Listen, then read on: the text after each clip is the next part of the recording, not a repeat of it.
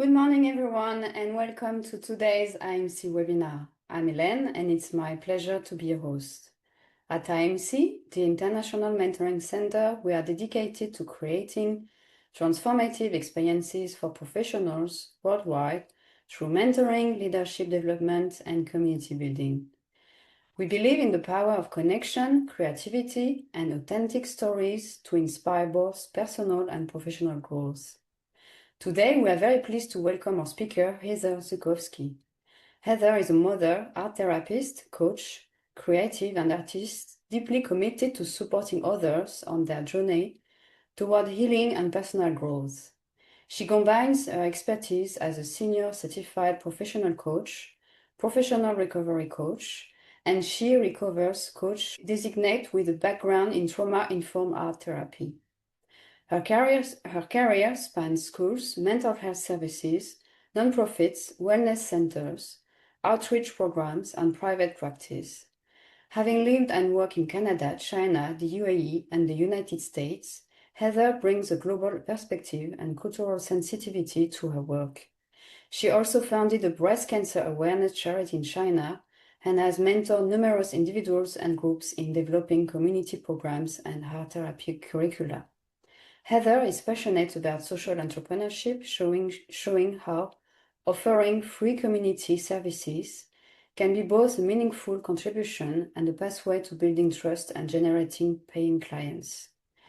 In today's session, Healing and Growth Through Creative Mentoring, Social Entrepreneurship, Heather will share how she has set up and grown her businesses while translating those experiences into mentoring others. She will highlight the integration of creativity, healing, and entrepreneurship in building authentic, impact-driven practices. And I also wanted to tell you that today is Heather's birthday, so happy birthday, Heather. And now, without further delay, I'm honored to hand the virtual stage over to Heather Zuchowski. Heather, the floor is yours. Thank you, Helen, and thank you for that lovely introduction and birthday wishes. I'm going to share my screen with everyone. Hello, everyone. My name is Heather Zuchowski, and today I'm going to share with you through mainly storytelling, because that's how I share experiences, this process of how my career turned into the social entrepreneurship type of approach, and then the mentoring that I've been doing around that. Helene already went over the agenda and mentioned a little bit of who these aspects of who I am, but I'm going to touch on these a little bit because they deeply form the type of business that I do. I list at the top of all of that, and I missed one other one, which I will talk about, and that's human in recovery. My life has been peppered with a lot of trauma at a very young age, an undiagnosed learning disability, neurodivergent needs to be on there, and some losses in my life that kind of changed my perspective. And I lost my parents at a very young age. And losing my parents, I lost my mom right before my 16th birthday, and kind of experiencing that, the people that became crucial in my life were mental health providers and educators. And that's where I found respite, and that's when I found recovery. And so throughout my career, specifically when I first went to college and I took an undergrad art therapy program in Pittsburgh, art therapy programs are master's level programs. At that time, 7 years ago, when I started my art therapy career, there weren't a lot of undergrad programs, and I had an opportunity to have one. And the woman who taught me for 5 years mentored me in a way that I did not fully understand. She recognized my undiagnosed learning disability. She saw something in me, and she gave me opportunities that I didn't know I needed. I didn't know at that time I was a hands-on learner. I did not know that I had a severe expressive and receptive written language disorder. I was really smart, and so I was able to just get through school without an issue. But I was never a high achiever, even though and that's kind of the consequence of the learning disability. She recognized this in me, And she gave me these opportunities to do these programs, to build these programs. She offered me, my first one was, hey, can you start a art and language-based program for Iraqi refugee children through the Catholic Diocese? I had no business doing that, but I said yes. And I put together a team of women and we did it, and it was amazing and it was foundational. And those were the opportunities that I continued to have. So through that, and then through becoming an art therapist professionally, becoming a mom, I took a break from my career at that time, but I joined other organizations that were nonprofits and I ran those and I did charity organizations with them. It was always part of who I was. It was always a part of what I was doing. So understanding the essence of social entrepreneurship, I think, is important so that we're on the same page when we're talking about the mentoring. And there are a couple types of social entrepreneurship. And oh, wait, that went backwards, sorry.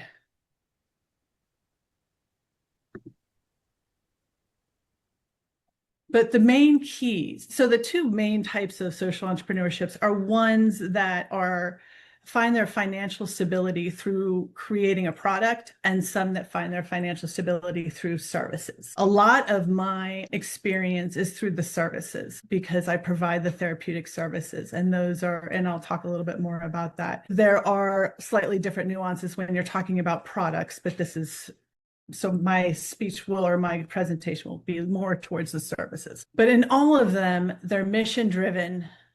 They work with innovation and creativity. They need to be sustainable. There needs to be impact measurements, and there needs to be systemic change. Social entrepreneurships don't succeed if they don't have and use the same structures of business. It's the same process. The difference with a social entrepreneurship is that the financial part of the business is designed to feed into a nonprofit portion. Nonprofits, everything goes into that, and they're not making profit. A social entrepreneurship can make profit. That's not a problem. But the money then can be allocated into these other projects, as opposed to, let's say, a traditional business that then donates to a charity. They're not actually creating that program, that social change. They're just donating to it, which is great, but that's kind of where the differences are. All right. So what does that mean specifically?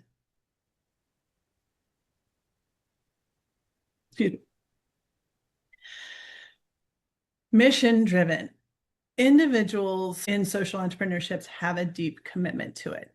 That's why I gave you a backstory about my undiagnosed learning disability, my experience with trauma, my experience with working with other programs. When I work with a social entrepreneur, when I create a new program, I have a deep commitment to it. And it's actually the one way that I am managing in this kind of, and I'm not being political, but in this day and age where things in our world are so very uncertain, this is how I address that. I do stuff in my direct community that is within my scope that can have some impact and can have some change. And that's how I can feel useful. So that's why it's important to me. So the organization that I'm going to share the story that I'm going to talk about is about what I refer to as our accidental charity. It's One World, One Dream. This is my first team. This is the 5 of us. So the one that's holding the red is Jessica. So I'm in there. The one who I have my hand around is Sally. Wendy is next to Jessica, and Sammy is next to Wendy. We were having a dinner. Jessica, Wendy, myself, and Sally. Jessica's mother had died of breast cancer. She was living in China at the time, couldn't get home. It was incredibly hard for her to deal with. And in the US, there are so many breast cancer organizations. When someone passes, it's not unusual to have an honorary celebration of life, raise money, and donate to a charity. So that's what we started talking about doing. Let's do this for your mom. I also lost my grandmother to breast cancer, and my grandmother had traveled to China 3 times. She absolutely loved the country. So those things were very connected to me as well. We started calling around to local charities asking to have them be the recipient of our funds, and we were repeatedly told no. They did not want our money. And this was something that I had never quite experienced before in Asia, especially at the time. So this was back in like 2014, 15. There's a huge suspicion about charity, specifically foreigners. I mean, we were trying to do, they just didn't want our money. It was something that I had never really encountered. And so Sammy came into the picture, and Sammy has worked with local, Ningbo is the city we were in, and that's a all third tier city of 10 million. It was a massive city. It was a massive, it was the biggest port into China. It was a huge international community, which is why I was there. So we talked to Sammy, and Sammy said, we need to get the Ningbo Charity Federation involved. They are an organization that can give us some credibility. And so we became a volunteer charity. We were trying to have a party, and we turned into a charity. This is not what we intended, but we'll get into this more a little bit. So now we are a charity working with the Ningbo Charity Federation. So all the money that we raised went directly to them. And then we selected the breast cancer support group. So we worked with these 2 charities for 4 years, me personally, 4.5 years. And then the organization is still going. So our commitment, our love of this was very much already there. Innovation and creativity. Social entrepreneurs are people who see problems and seize opportunities to identify and create solutions. We're change makers. We're disruptors. We were just trying to have a party. We did not know that that was not what was done. We went forward and found a way to do it.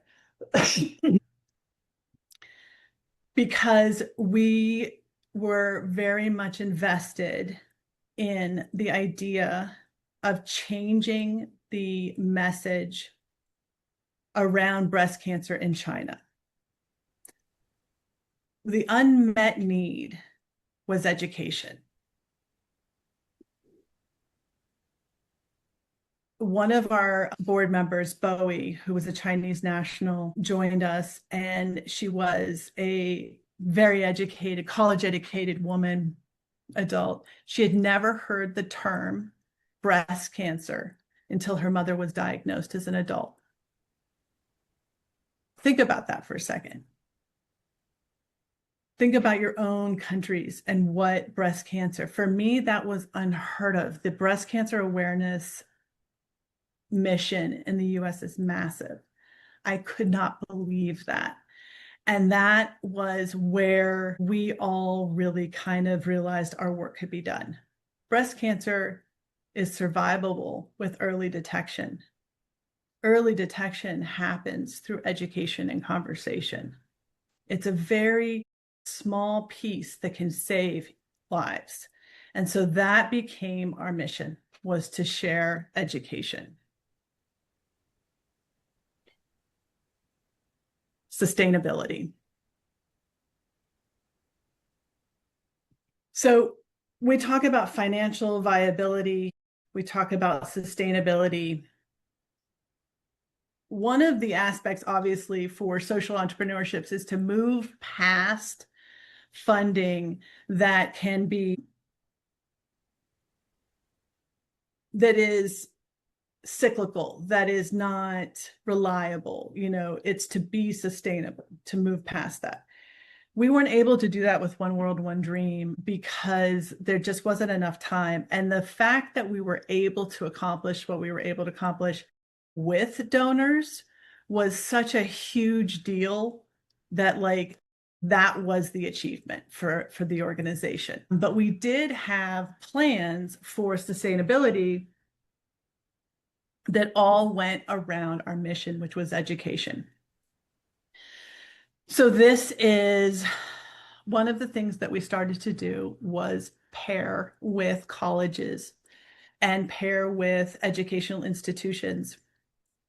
We recognized that as foreigners, we had Chinese nationals that were definitely part of our team, but our team was mainly foreigners, that we weren't the ones to spread the education. We weren't the ones to spread the message.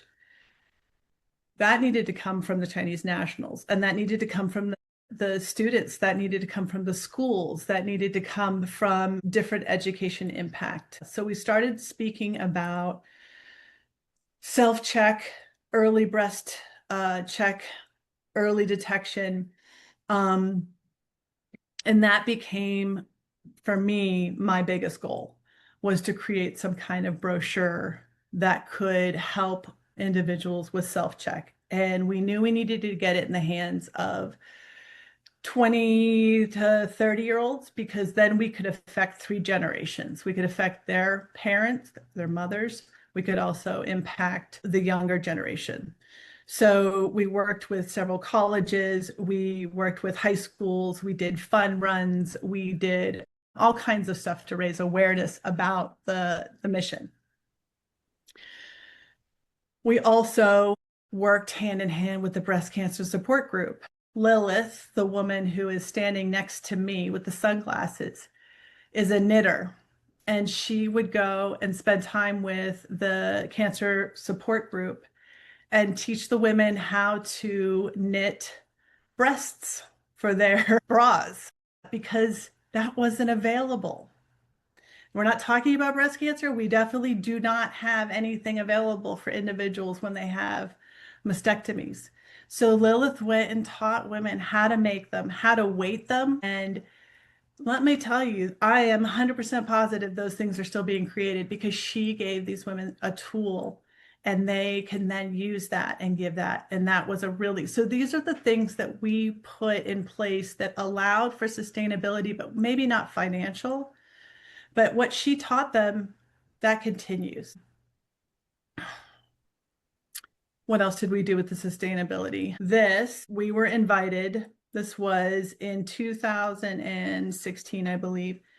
This is the first pink run ever in this town of 10 million. So it's a huge honor that our organization was invited. We were consulted on how it should be run. And in this event, I was able to debut my brain just took off, my bilingual self-check breast cancer brochure. And we put it in the hands of over 500 women on this day. And that, to me, that's the culmination of the work. The parties were fun. We had a great time, but that to me is something that could make a real difference. And so the education, again, it was in our fundraising. It was part of our messaging. We got different organizations involved because we knew that we would have impact that way. We were also invited in Ningbo. They started the first breast cancer care and surgery center. And we were invited to work with the head surgeon to help start developing we had 2 plans. We had an information plan for patient services, and we were working on doing some information exchange with some cancer specialists in the US. All of this started with just trying to have a party. And I keep saying that because social entrepreneurs don't ignore the little ideas. They jump on them. They go with them. Social entrepreneurs, for good or bad, maybe ignore the social constraints and just do it anywhere. We're disruptors, I guess. And this is impact measurement. Success is just not measured by revenue and profit. As I said, we didn't get to a place of being financially self-supporting. We got to a place of being supported by huge companies and we made more money we regularly made more money every single fundraiser that we had. We never had participants that didn't want to do it again the next year. We actually had to tell people that we couldn't take them for different reasons, because we did find out that people do try to use charity to promote themselves, which is why we got the flat out no from other people when we tried to do this. So it's not just measured in the tangible things. What I measured that in was that we created something that wasn't being done. We did it in a really, really collaborative way. It grew every year. And I am very happy to say that they celebrated, I guess it was 2015, they celebrated 10 years this past October. This charity is still going, which I think is just, it takes my breath away. It survived COVID. And COVID in China was not like it was anywhere else around the world. And so that is a huge testament that it's still going. And this is another way that we measured outcome. So these are the beautiful women that we worked with the cancer support group. And we worked with the same group, like I mentioned, for the 4 years I was there, and it was getting after that. With the requirements within the Chinese government, you can only give a certain amount of money to each person. It's very much regulated. But we were able to give physical cash in envelopes. And so this picture is every year we would have a tea ceremony. We would treat the women to a Chinese tea ceremony at the hotel. We would give them a gift, and then they would all receive their funds. I just want to say one thing right here, like in the moments of this tea party started because we made a huge error our first year. Our first year, we took the money to each of the individuals' homes. And thankfully, it was not this many people, because our first year we did not raise a ton of money. And what I didn't realize was I didn't think about it. I did not think about it. We didn't think about it as a team. It was such an honor for someone to have a foreigner in their home that they spent all this time cleaning their home. And these individuals were very sick. And that is not what we wanted at all. And so every year after that, it became a requirement. So the hotels that would sponsor us, they would sponsor these teas. And it was a huge shift in really kind of that perspective of giving back to them. So this last year, this group approached us and they said, we've received money from your organization. Our members are really good right now. We have individuals in another cancer support group, and we would like your permission to give them money. I mean, that to me is tangible outcome, that this group wanted to pay this forward to another group that they had identified that they needed. One of the big things that we did not waver on from the beginning was when we gave these individuals money, they could do it for they could use it however they chose. There were no stipulations, because having cancer ravage your body takes all your control away. And so we did not, and that is why we did not want to be in their homes after we thought it through. Like, we want to take care of them. We want this to be a real gift. We want it to make a change in their lives. One woman told us that she was going to use the money to pay for her funeral so that it wouldn't burden her family. That is incredibly hard to hear and to witness, and incredibly beautiful that she had that option now. And that is what we were doing. And so to give another group an opportunity to give back to their community, that's just incredible. That's just incredible to me.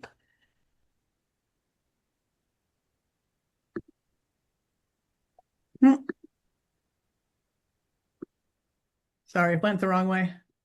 Now we have to go through all my digital things. All right, systemic change. I did touch a little bit on this. the education was such a clear problem and just such a simple solution. And we could have gone in and just raised some money.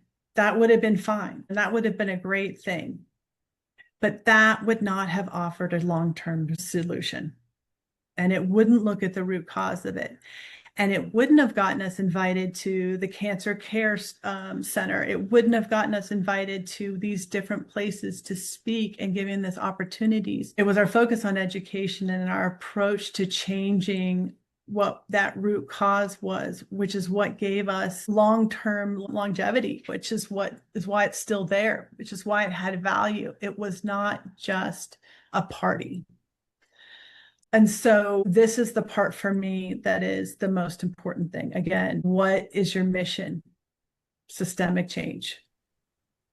How do we make systemic change? I think it's in our communities. Direct work, direct involvement. Or for me, that's what's worked. All right. So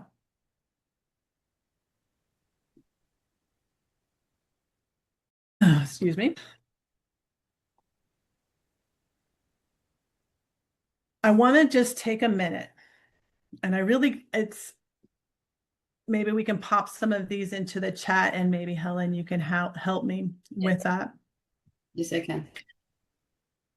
I'd love to hear maybe from one or two of you about if you're a social entrepreneur, if you're kind of in this work, if you're stepping into the mentorship. I'd love to hear, kind of do some brainstorming. But while we wait for that volunteer to say yes, I'd like you to sit and think about, what is your why? Why are you an entrepreneur? Why are you in business? Okay. And 3 to 5 words. That's it. 3 to 5 words. Why are you in business? And sometimes when we can distill it down to that, then if there is a love or an interest in being a social entrepreneur, that's where you find it. 100%. My why, well, my why is to save lives. That is it. That is why I do the work I do every day. And I am not being dramatic, early detection saves lives. Education and having that information, that saves lives. My work now, which we will talk a little bit more about how I'm moving more into the kind of mentoring space. And we're doing okay on time? Yes, we are. Okay. Of how, again, these same principles are being applied to life-saving work that I'm doing in recovery work now. So do we have a volunteer? Or do we have I'm sorry, I can't see the chat and the thing. The audience is a bit shy at the moment, so please, guys, okay. Because I know that we have some entrepreneurs and business owners and coaches and mentors. So why are you doing what you do? Why do you do what you do? Basically, please share in the chat box, and I will. We have an answer from Renu. Okay. Yes, please. Make a positive impact. Wonderful. Okay. Does he or she want to go through a quick little exercise? Renu, do you want to be a part of yeah. Renu is saying okay. Yeah. Okay. So say again, what was her why? To make a positive impact. Okay. Where? So the question is where? Renu, if you can answer.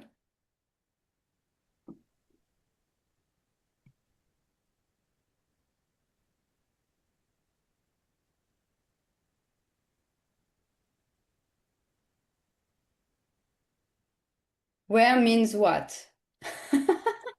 So to make a positive impact, are you making a positive impact in your community, in your company, in your, where is that positive impact? Where do you want to make that positive impact? Yes, what is the audience, basically? Yes, thank you. Or your target, if you prefer. in the lives of people So, and underprivileged, especially in India. okay. Okay. So in India, so I won't put you on the spot more than that, but to say that that funnel needs to come way, way, way, way, way down. And that way that you can get specific about these practical strategies. Because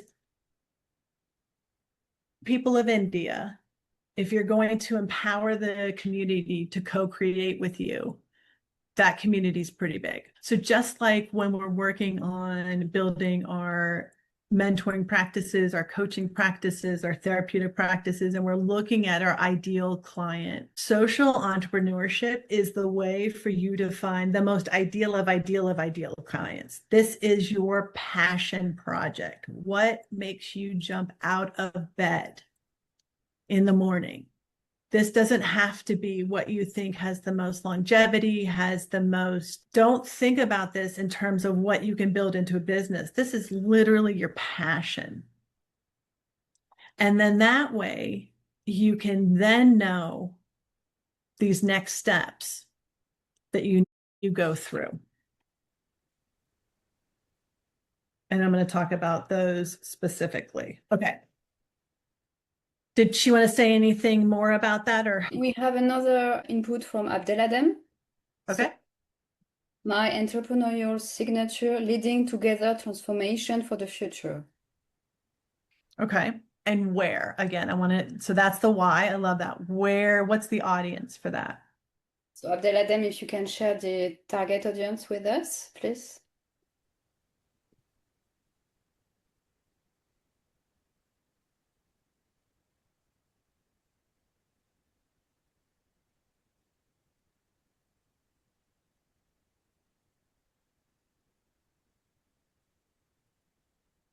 Consulting services for all. Okay. Okay. So as you're kind of thinking about this, I'll go through my examples and then maybe you can write some of your own and you don't have to share them if this exercise is finding to be helpful. Okay. So I am no longer in Abu Dhabi, which is where Helen and I crossed paths, and I've moved back to the US. I am reestablishing my business. One of the things as part of my social entrepreneurship, when I started to re-enter the business space around COVID, I was living in the Middle East, and with COVID, telehealth opened up and there was an opportunity for me to work online. And so I went through the process of kind of redoing some of my, taking some new classes, reviving updating some of my skills. And I Googled recovery blog because I was now in recovery. I was 3 years sober from alcohol. My life had changed drastically, and the community that I felt most empowered and my mission driven was the community of women in recovery. And I found a community called She Recovers, and it's an online organization. And they spoke to so many aspects of my healing. It was just, I don't know, it was life-changing finding them. And there was an option to join them as a coach designate and to do some of their training and so forth. That I needed to do some of my own coaching work, which is how I ended up becoming a professional coach. And it was how I could work in the Middle East. In the UAE, my degree and my work as an art therapist was not acknowledged. And so this was the reality. And so I became a coach, and then I became a recovery coach. And I also did the process of doing the She Recovers coaching designation, which is just their philosophy. And this community allowed me to find a place that I could put my energy in. And so I worked with them as a volunteer professional facilitator. I did all of those things. And that's all online.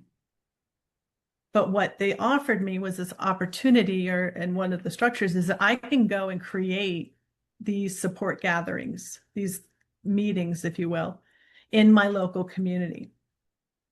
And I can now start to affect change in my local community in a much more directed way. I can start doing what I did in China.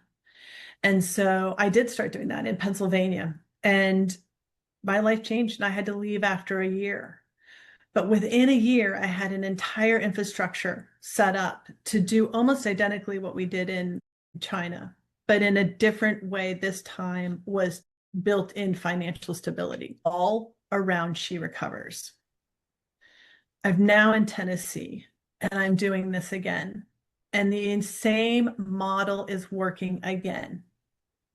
So the community that I am empowering and working with is the women's entrepreneur community in Tennessee. So that's why I said you really need to know what your why is. I know that women are the people who are going to benefit from this organization. She Recovers is for all women recovering from all the things. We deal with mental health, addiction, intimate partner violence, food disordered eating. We have programming for 18-year-olds all the way to mature women. We have identity-based. We have an incredible platform, right?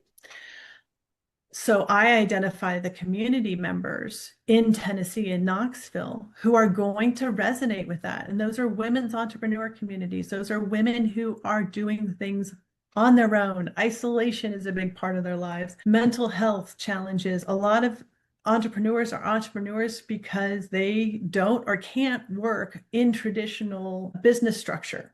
I cannot work a traditional 9-to-5 job because I have 2 high needs children. And that is not something that I can do. My family structure does not support that. And that's a priority I have had since the first day I've met my husband. That's not a negative. That's a reality. I have to be an entrepreneur. I have to do my own thing. So a lot of people are in these kinds of places for reasons. So find your community who also believes and is empowered in the same way that you are, because they're going to have all kinds of amazing ideas. It's about finding the people to build the mission, right? So for me, that community is female entrepreneurs. I have 2 locations for our gatherings. I have more than 2 locations. I just don't have enough volunteers yet. But I found out there's another volunteer in the area. This organization will grow. We haven't even started our gatherings. Start next month. We already have momentum. And why is that? Because we have an excellent product that is built in mission-based work. And we're working with communities that really believe in what we're doing. Build a transparent communication model. Oh my gosh, this is so important. This is so important. Charity work, I think, gets tripped up with transparency. It is important that everyone knows what the money is going to and being used for. It just is. It's if you want to have a long-term relationship with the community that you're serving, start out with a foundation that supports that. One World, One Dream, one of our board members, the one with the glasses who taught the knitting, she was our accountant. We had fiscal regular documents. We could say exactly how much money. And obviously, we were also working with the Chinese government and a whole other group of legislative bodies that's important, but it should be important regardless. You should be able to say to anyone at any time what you've done, what you've used with it, and how that communication model works, and really make it easy. Be upfront.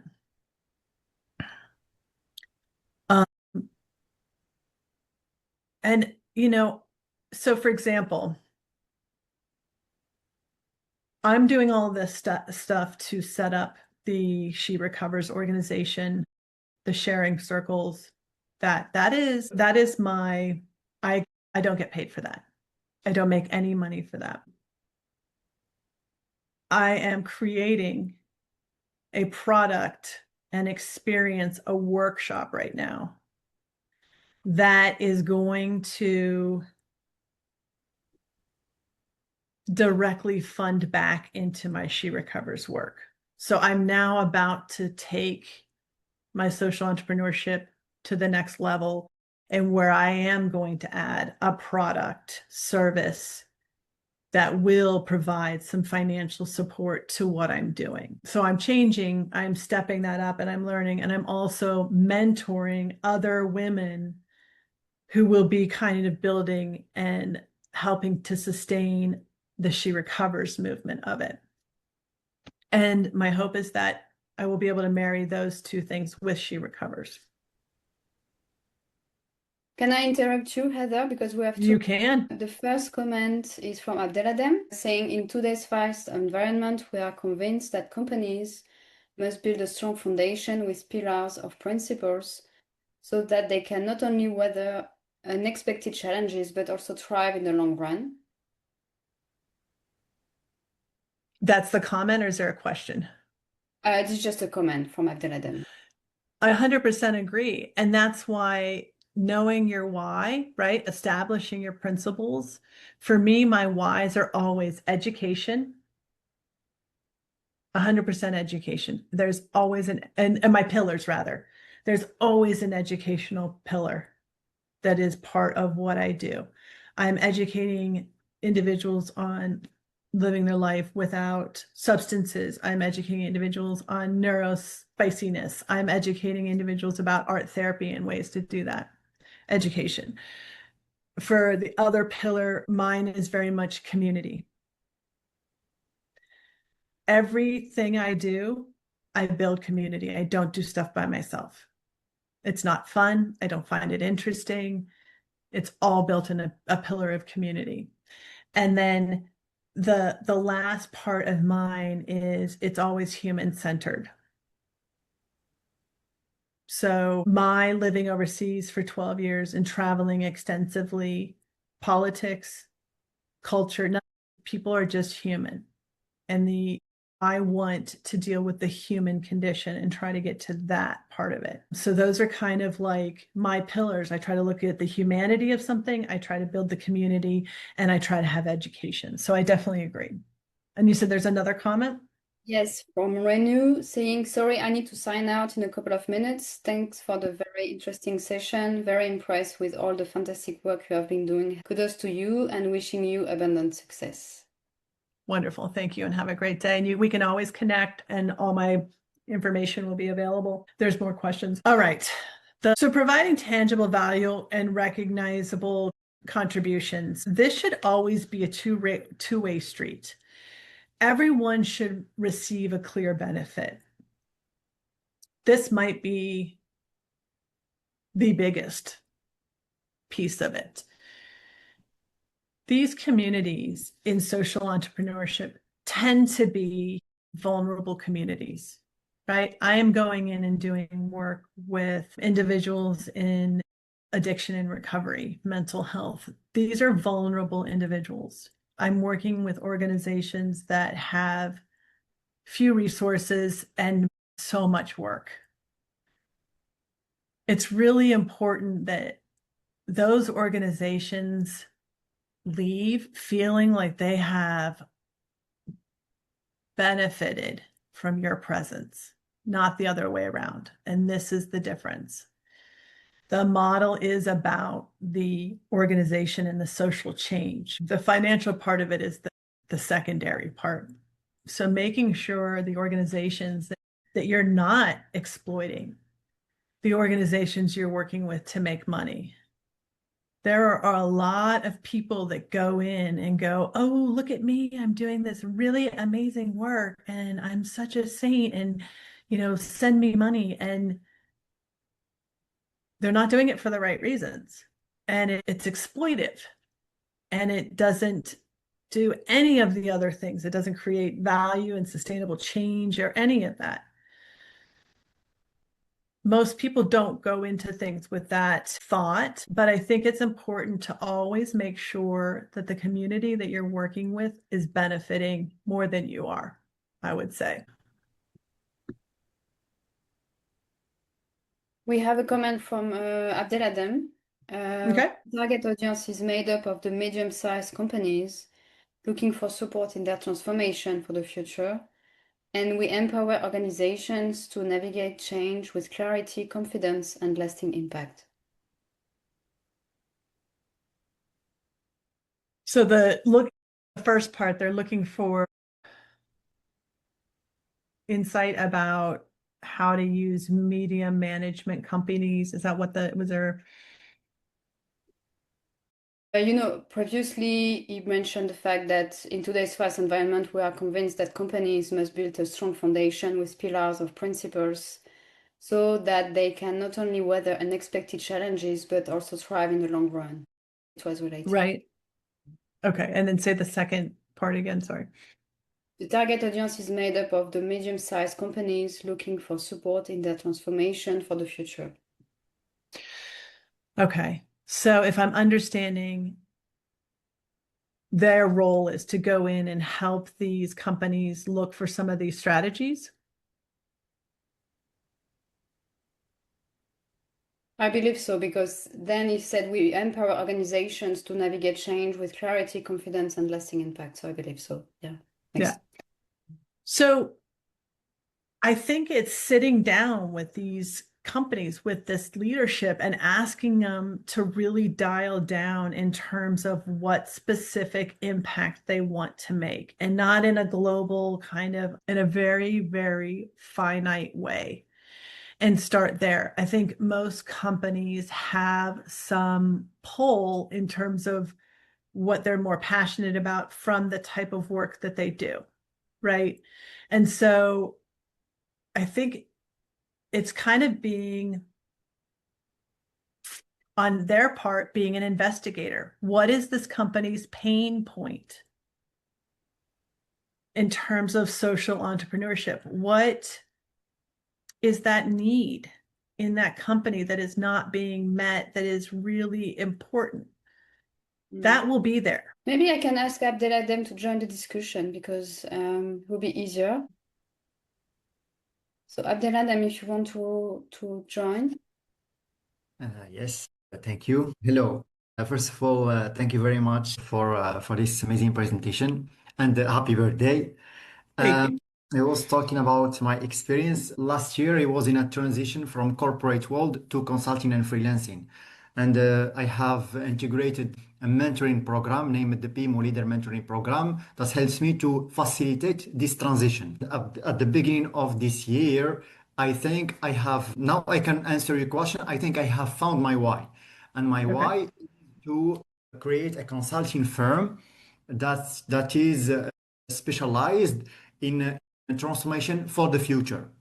The pain points is that we live in a VUCA world. VUCA world, it's a description of our current world: volatile, uncertain, complex, and ambiguous. So companies must not only have resiliency and creative thinking, but they have to build a foundations that is made by principles so that they can thrive in the long run. So the pain point is that how the equation, how to perform and transform without breaking anything. I had this idea, and I have gathered the problems of companies in Morocco and in some African countries, and I have created some services that to respond to that questions, to that problematics. Wonderful, wonderful. This is wonderful. So how can I help you in this brainstorming capacity? Because I love what you're doing. Well, actually, I want to go in the next phase. Next phase is to have some potential clients that has really loved our services. So now maybe I will start by creating a website. I start by gathering a team, named an African team with the entrepreneurial signatures more than African entrepreneurs. We are VUCA impact makers. VUCA is related to our world, volatile, uncertain, complex, and ambiguous. And I think now I am going forward and I am sharing my corporate presentation to some potential clients, and I will see what is going to happen. But really, now I think I have found my why and hope that next weeks, next Yeah, months will be good. I love this. And also, as you're pitching these businesses, find an organization that could use your assistance that doesn't have the budget. That's the social entrepreneurship. Find a company that is small scale that you could go in and work with to do exactly what you're talking about, helping them create this foundation that will help them be sustainable through this unknown. I love the VUCA, this unknown that we're kind of all facing, right? It is a reality. One of the things I'm looking at with my work is that we have to take away from government funding. Our government has unfunded a lot in the US. So that perspective shift now, I need to approach private companies. I need to approach the companies that have huge wealth surplus and make them pick, empower them, not make them, empower them to help with that social change. So I see exactly what you're talking about in my own practice. And so is there an organization that you could go and offer that to? Of course, yes. Yeah. And those become, that's the think tank. That's the,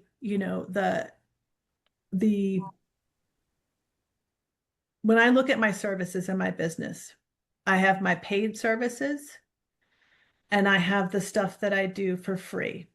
Someone can meet me and they will benefit in one way or another, whether they have money or not. And that's because I work in addiction and mental health. And it's a light for me, it's life saving. So I want to have something that's free that they can engage in. So when you look at these companies that you want to approach, what makes sense for them? What can you offer? And then that is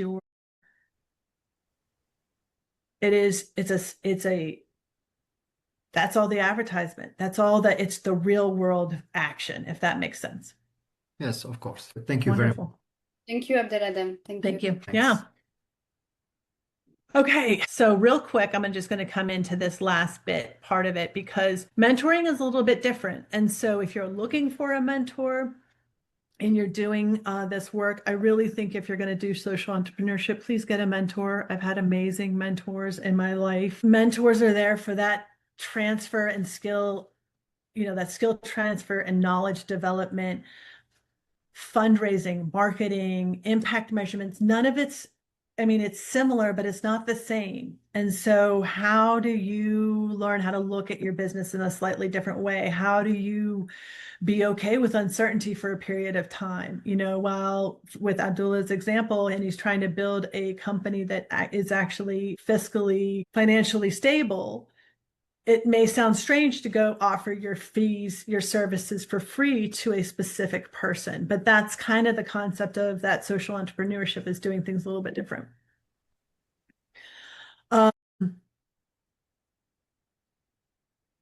Network expansion. Your mentor is going to have access to that network. These two women that are coming in to become She Recovers professional facilitators, one of them came to the organization on her own, the other one I brought in. She is now going to have this entire network behind her that's going to support her business and her mission and what she's doing when she becomes more ingrained in the organization, because her business model also aligns with the She Recovers principles. And so this network for these women to step into in terms of their career is a huge possibility if they want it. And this is probably, I don't know, maybe the single most important thing. You need a cheerleading squad. That's why I don't do this by myself. That's why I always have teams to do this, because this work is hard. It's very hard. Anything that's worthwhile is hard, but this doesn't have some of the big benefits you don't see right away because there's not a bottom line. Even in business, early business, we don't see big benefits usually. Those women coming to us and asking if they could, donate money, that came at year 4. Our brochure went out, year 3.5. Like, we spent a lot of time establishing ourselves as a trustworthy organization. We co-creating with our community, showing up, doing what we said we're going to do every time. You want to talk about our bottom line? We published every cent we made, every single fundraiser, because there was a lot of suspicion around fundraising, clear communication. So these are the things that we put into place to make sure that it had some sustainability. And on that is that. So maybe if you have any questions, guys, it's time to share your questions in the chat or in the Q&A box. Otherwise, we're going to wrap up the session. So I'm just giving you a few seconds to share your final questions if you have some. Thank you.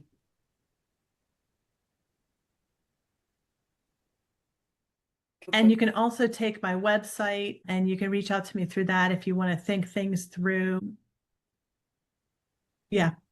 I know that's a lot of information, but you can always contact me later. So it seems that we don't have any questions. So maybe it's time to wrap up. Thank you so much, Heather. Today's session has given us valuable insights into the intersection of art therapy, mentoring, and social entrepreneurship. Heather's experiences remind us that healing and growth can go hand in hand with building impactful, purpose-driven businesses. Her strategies for offering free community services, building trust, and integrating creativity into professional practice are tools that any mentor or entrepreneur can adapt and apply. A big thank you once again to you, Heather, and happy birthday again for sharing your wisdom, authenticity, and passion with us today. And thank you to everyone who joined us. We hope you found this webinar meaningful and inspiring. Until next time, wishing you all the best in your mentoring and leadership journeys. Take care and see you soon. Thank you so much, Heather.